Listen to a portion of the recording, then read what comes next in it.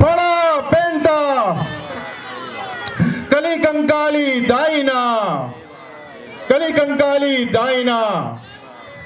प्रिय साथियों, बड़ा देव क्या है? समस्त आदिवासी समाज को इसकी जानकारी होना चाहिए।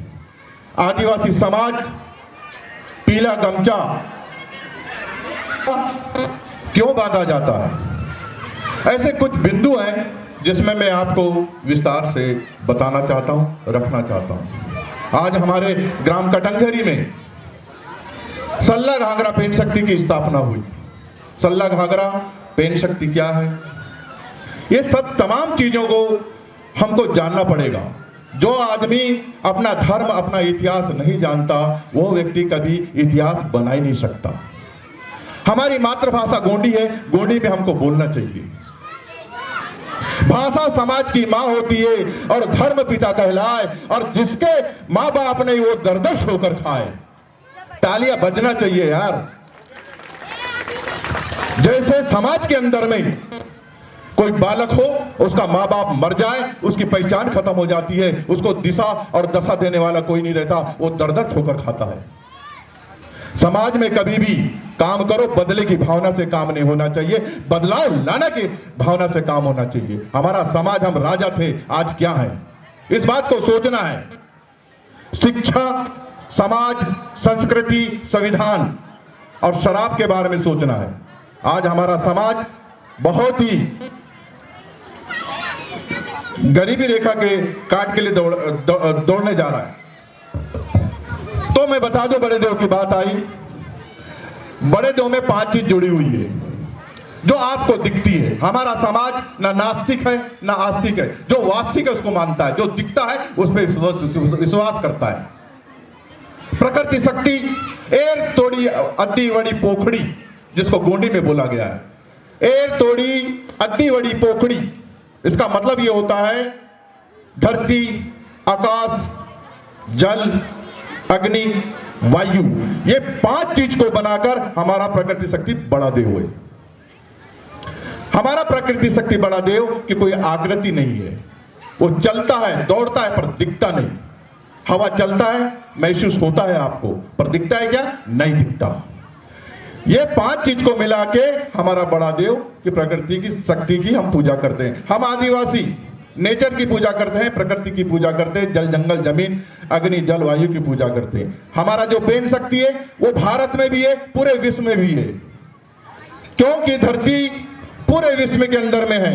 अगर 10 मिनट के लिए मेरा बड़ा देव अगर आपसे रूठ जाए, नाराज हो जाए, तो आप 10 मिनट के अंदर में आप खत्म हो जाएंगे, समाप्त हो जाएंगे। उसका कारण यह है कि हवा 10 मिनट के अंदर में अगर रुक जाएगी तो आपकी मृत्यु होना निश्चित है। बात आई पीले गमछे की। पीला कलर क्या है? पीला रंग क्या है? पीला रंग क्या है? ये मातृशक्ति का निशान है।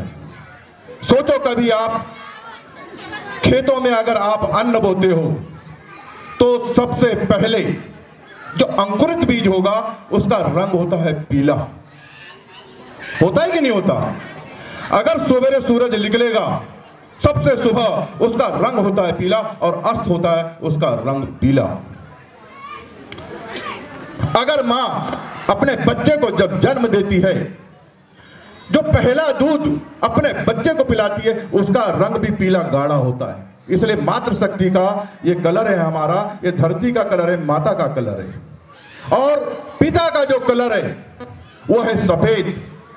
अगर आप किसी बीज को जमीन में डालते हैं, उस बीज को चाहे गेहूं, चना, कुछ भी हो, उसको आप फोड़ो तो अंदर में, बीज के अंदर में सफेद कलर होता है। तो वो हमारा पिता का कलर है। और पीला और सफेद, हम आदिवासी समाज नेचर को मानने वाले हैं, प्रकृति को मानने वाले हैं, इसलिए हमारे दादा के दादा के दादा के पूर्वज चले आ रहा है। आज प्रकृति के अंदर में बहुत छेड़छाड़ हो रही है, नाना किस्म की बीमारी आ रही है। पर्यावरण को हम लोग दूषित कर दिया।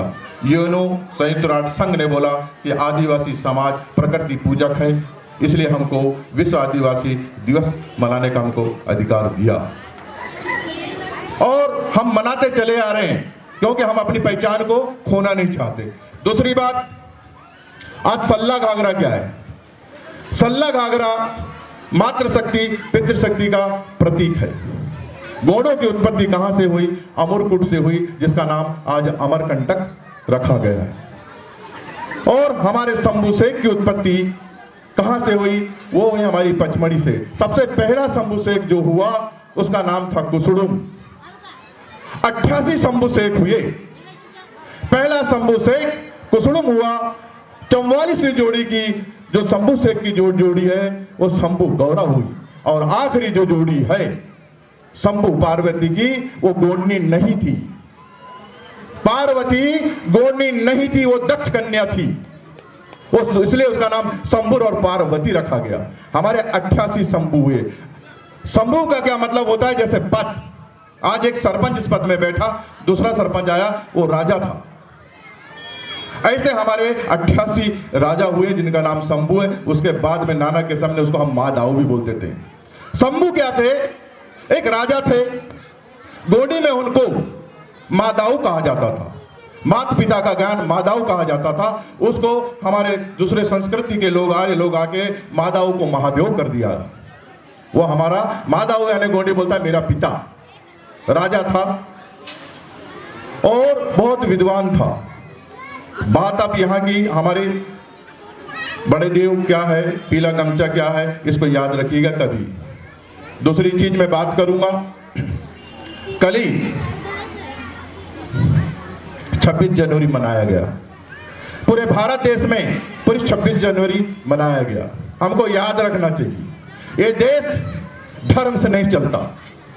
ये देश हमारे बाबा अंबेडकर के द्वारा जो बनाया हुआ संविधान है उससे ये देश चलता है। तो प्रिय साथियों, हमें आर्टिकल बाबा साहब अम्बेडकर की बात को लेकर चलना था। उन्हें हमें एक संविधान दिया और संविधान के अंदर में पूरा देश चल रहा है। विश्व में इतना बड़ा कोई संविधान नहीं था जितना बड़ा संविधान बाबा साहब अम्बेडकर ने रखा। इसके पूर्व मनुवादियों का राज चल रहा था। इसके पहले राजतंत्र चलता था। राजतंत्र में राजा का बेटा ही राजा बनता था, रानी का बेटा रानी बनता था, कोई गरीब आदमी का कोई बेटा नहीं बनता था।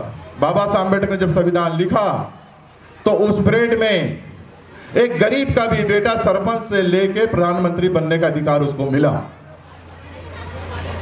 ये लोकतंत्र है और पहले चलता था राजतंत्र। लोकतंत्र और राजतंत्र में बहुत बड़ा फर्क है। बाबा साहब ने अम्बेडकर ने हमको ये अधिकार दिया।